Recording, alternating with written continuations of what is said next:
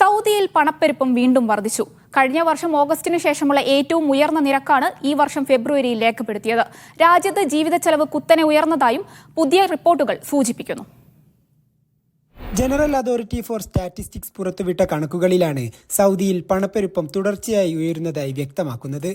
ജനുവരിയിൽ 1.6% പണപ്പെരുപ്പം 0.2% വർദ്ധിച്ച് ഫെബ്രുവരിയിൽ 1.8%.